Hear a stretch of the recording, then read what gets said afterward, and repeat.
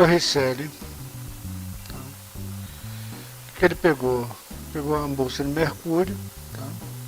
Botou um tubo dentro do mercúrio, encheu ele completamente de mercúrio e depois levantou ele. Quando levantou ele, tá? Uma parte aqui ficou com vácuo, tá? Vácuo, e ele viu essa altura aqui, que foi 760 milímetros de altura. Então, como essa pressão é a pressão de uma atmosfera, e essa pressão aqui também é a pressão devido à coluna desse ar, ele calculou a pressão como sendo a força sobre a área, no caso a pressão como sendo o peso do líquido sobre a área, o peso mg sobre a área. Se você multiplicar por H em cima e H embaixo, você vai ter a área da base vezes a altura, que é o volume. Então você vai ter mgh sobre volume, onde m sobre v é a densidade, ou seja, não vai depender da área, vai depender apenas da profundidade, da densidade do líquido, da aceleração da gravidade local, por isso você não deve decorar, porque na Lua seria diferente, e da altura do líquido. Então a pressão atmosférica para no caso, o mercúrio, seria a densidade do mercúrio, que é aproximadamente 13.700 kg por metro cúbico, vezes a aceleração da gravidade da Terra, que é aproximadamente 10, vezes a altura do mercúrio, que seria 0,76, isso tudo daria aproximadamente 100.000 newtons por metro quadrado, que é uma atmosfera. Tá? Como se você tiver numa coluna de água, ou seja, numa profundidade de água, que você tem uma atmosfera aqui fora, tá? E qual seria a sua pressão quando você descesse determinada altura para atingir esses 100.000 newtons por metro quadrado?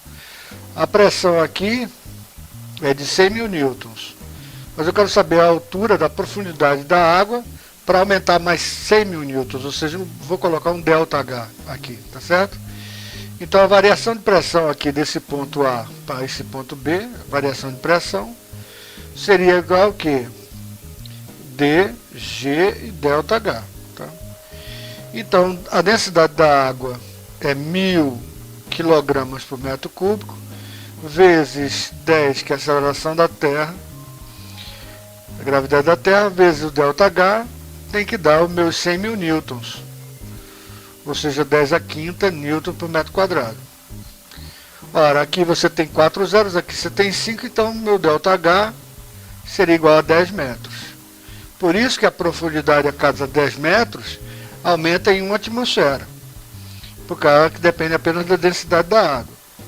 Agora, uma coisa interessante, a densidade do ar é aproximadamente, vamos colocar aqui a nível do mar, você tem a densidade de uma atmosfera. Essa atmosfera é dada pela coluna de ar. Tá? Como a densidade do ar é aproximadamente 1000 vezes menor do que a densidade da água, você tem que a altura do ar para dar a pressão de uma atmosfera seria densidade do ar, que em vez de 1000 seria de 1 kg por metro cúbico, vezes a aceleração da gravidade da Terra, vezes a altura, que é o que a gente quer descobrir, que isso aqui seja 10 a quinta. Ou seja, a altura seria aproximadamente 10 a quarta, que é 10 km de altura. Tá? Ou seja, a partir de 10 km de altura, o ar se torna tão rarefeito que não contribui de forma forte para o aumento da pressão atmosférica. E é por isso que os aviões têm dificuldade de voar acima de 10 km de altura, ou seja, só aviões com velocidade bem grande, porque o ar é muito rarefeito a partir de 10 km de altura. Tá?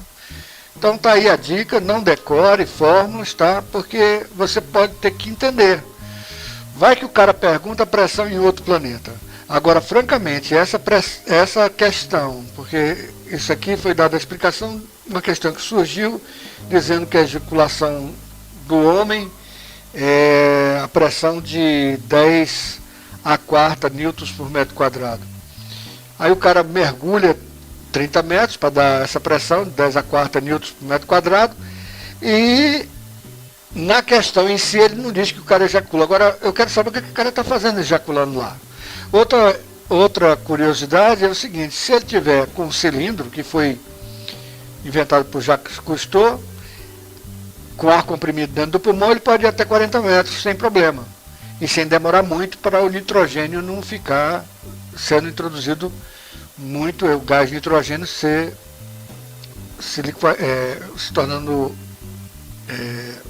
parte da corrente sanguínea. Se ele subir rapidamente, ele explode. Mas também se esqueceu o problema de dizer o seguinte, que sem esse problema de você botar ar comprimido nos pulmões, ou seja, quando um mergulhador vai subir, o ar comprimido está tão grande que se ele prender a respiração, ele explode, inclusive sai pelo ânus. Ele tem que subir com a boca aberta, soprando todo o ar, porque ele tem ar suficiente para chegar à tona. Mas em apneia, ou seja, com a respiração tampada, há recordes superiores a mais de 100 metros de profundidade. Beleza? Então, até a próxima dica. Não decore para não ter que estudar tudo de novo, tá? É muito mais fácil entender do que fazer o retrabalho de decorar. Entre no canal de Física, professor Sérgio Torres. Entre nos grupos, tá? Que eu tenho todo o prazer de ajudar você. Forte abraço, até a próxima.